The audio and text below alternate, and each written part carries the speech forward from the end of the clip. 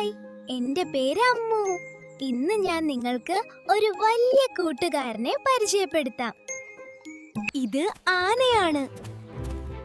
ആന വളരെ വലുതാണ്, പക്ഷേ നല്ല സുന്ദരിയാണ്.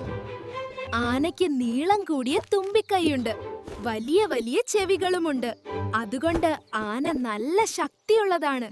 ആന ഇലയും പുല്ലും പഴവും തിന്നും. കാട്ടിലാണ് ആന താമസിക്കുന്നത്.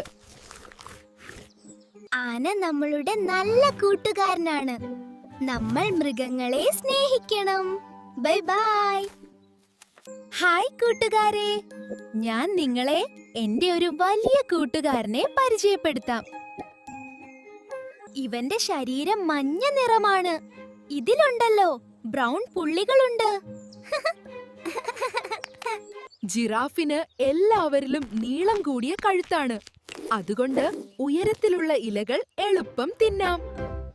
ഹായ് കൂട്ടുകാരെ, ഇനി നമുക്ക് പാല് തരുന്ന പശുവിനെ പരിചയപ്പെട്ടാലോ? പശുവിനു 4 കാലുകളുണ്ട്, ഒരു വാലും.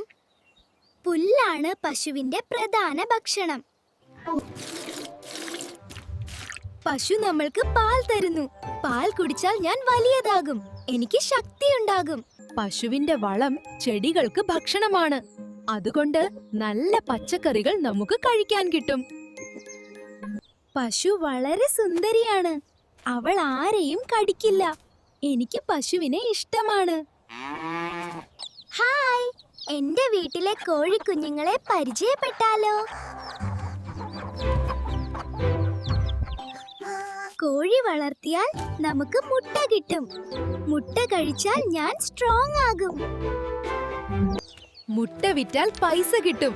ആ പൈസ കൊണ്ട് ഞാൻ ചോക്ലേറ്റ് വാങ്ങും.